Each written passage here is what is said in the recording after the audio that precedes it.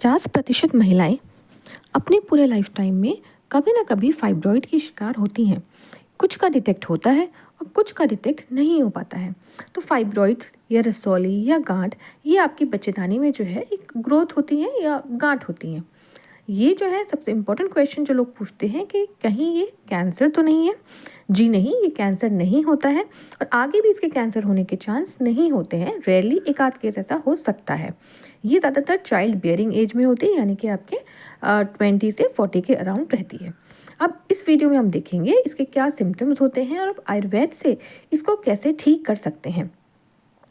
देखिए, सिम्टम्स में कितने पेशेंट को कोई सिम्टम नहीं होते, कोई दिक्कत नहीं होती, उनको पता ही नहीं चलता कि उनको फाइब्रॉइड या गांठ है।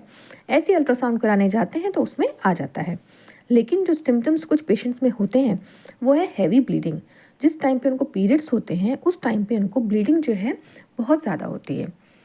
कुछ पेशेंट्स में जो नॉर्मल पीरियड्स हैं उस टाइम पे तो पीरियड होते ही हैं, बीच में भी स्पॉटिंग यानी कि धब्बा बीच बीच में भी आता रहता है। तो कितने पेशेंट्स में खून की कमी होने लग जाती है इसकी वजह से। दूसरा, जो फाइब्रॉइड्स होते हैं ये अलग अलग साइज़ के होते हैं, बिल्कुल छोटे, से लेकर सेंटीमीटर तक हो सकते हैं। जैसे राई का दाना है, इतने इतने छोटे भी हो सकते हैं और करीब एक फुटबॉल के साइज़ के भी हो सकते हैं कि ये आपको लग सकता है जैसे कि आप देखने से कि आप प्रेग्नेंट हैं। अगला सिम्टम जो है, इसमें दर्द होता है नीचे पेड़ों की तरफ और अक्सर महिलाएं इंटरकोर्स के बाद भी जो है पेन बताती हैं। अगर ये आपके जो यूट्रस है बच्चेदानी की आगे वाली दीवार पे है और बड़ा है तो यूट्रस के आगे होता है यूरिनरी ब्लैडर यानी कि पेशाब की थैली। तो इसको फोर्स करते हैं तो आपको बार बार आपको यूरिन सही से होगा नहीं, आपको उससे दिक्कत होने लग जाएगी। अब क्या ये प्रेगनेंसी में कोई दिक्कत डालते हैं? देखिए, ये जैसे बताया यूट्रस की 3 वॉल है, बाहर की, बीच की और अंदर वाली। तो ये अगर अंदर वाली दीवार पे होते हैं तो ये जो है आपके प्रेगनेंसी में दिक्कत कर सकते हैं। जो अंदर वाली वॉल है इसको बोलते हैं एंडोमेट्रियम और जो इसमें जो होते हैं इसको बोलते हैं सबसेरोसल फाइब्रॉइड।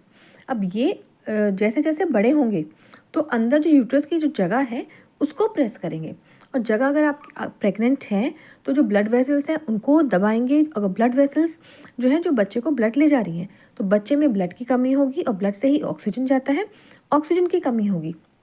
इससे जो बच्चा है उसकी जो ग्रोथ है वो कम हो जाएगी। बच्चा जो है आपका कम वजन का रह सकता है, उसका ग्रोथ और डेवलपमेंट हो सकता है कि प्रॉपर ना हो। दूसरा, इससे जो है आपका बच्चा टाइम से पहले हो सकता है, जल्दी हो सकता है। कभी कभी जो आंवल होता है, जो प्लेसेंटा होता है, ये उसको जल्दी से ही यूट्रस से, बच्चेदानी से अलग करने लग जाता है, जिसको बोलते हैं प्लेसेंटल अब्रप्शन। और इसकी वजह से ब्लीडिंग होती है और आपका जो है डिलीवरी टाइम से पहले हो जाती है ब्लीडिंग के साथ।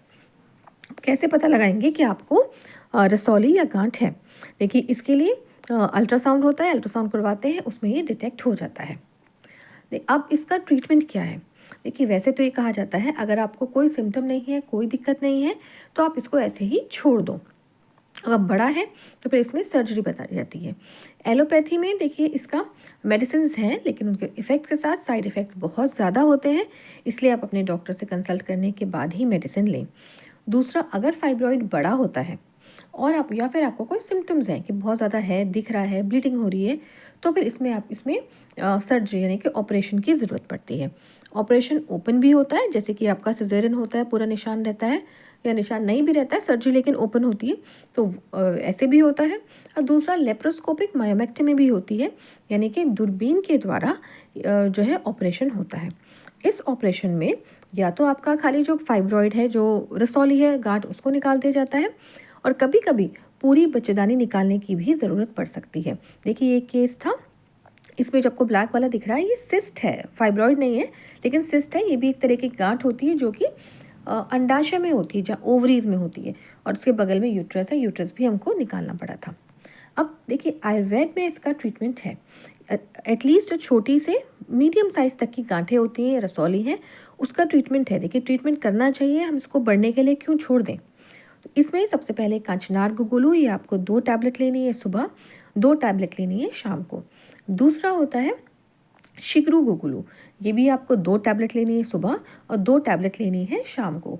दोनों चीज़ें आपको खाने के बाद ही लेनी है। तीसरा, हरिद्रा खंड, इसका पाउडर आता है, 3 ग्राम लेना है सुबह शाम, यानी कि 1 चम्मच से थोड़ा सा कम। दोनों टाइम आपको दूध पीना है, जितना आप मतलब 1 ग्लास दूध लेना है। अगर 1 ग्लास ना ले सकें तो जितना भी है थोड़ा बहुत दूध लेना है। दूध अनुपान होता है। नेक्स्ट होता है दशमूला अरिष्ट। अरिष्ट आसव की जो होते हैं, इनकी डोज होती है 20 ml, यानी कि करीब 4 चम्मच लेना है। 4 चम्मच पानी के साथ दिन में 2 बार, वही खाने के बाद। और काम आपको करना है कि आपको अपने पेड़ों की यानी कि लोअर एब्डोमेन की मसाज करनी है। आप तिल का तेल ले लें, हल्का सा उसको गुनगुना कर लें, उससे आप 10-15 मिनट मसाज करें। मसाज करने के बाद आप जो है सिकाई करें। आप एक रबर की बॉटल या कांच की बॉटल ले लें, उसमें गर्म पानी ले लें, बहुत ज़्यादा ना हो, जले ना, उसको कम से कम 15-20 मिनट तक अपने आप सिकाई कर सकते हैं। ये जो सारी चीज़ें हैं, ये आप कम से कम 3 महीना फॉलो करें। 3 महीना फॉलो करने के बाद आप मुझे कमेंट में ज़रूर बताएं कि आपको इससे कितना फ़ायदा हुआ है। आप अपने आयुर्वेदिक डॉक्टर के पास भी जा सकते हैं, उनसे कंसल्ट करके सारी मेडिसिन लीजिए, या फिर आप मुझे भी मैसेज करके पूछ सकते हैं। मैं भी आपको पूरी मेडिसिन आपकी प्रकृति, आपके प्रॉब्लम के अकॉर्डिंग बता सकती हूँ, क्योंकि किसी को पेन ज़्यादा होता है, किसी को ब्लीडिंग ज़्यादा होती है, तो मेडिसिन आगे पीछे हो सकती हैं।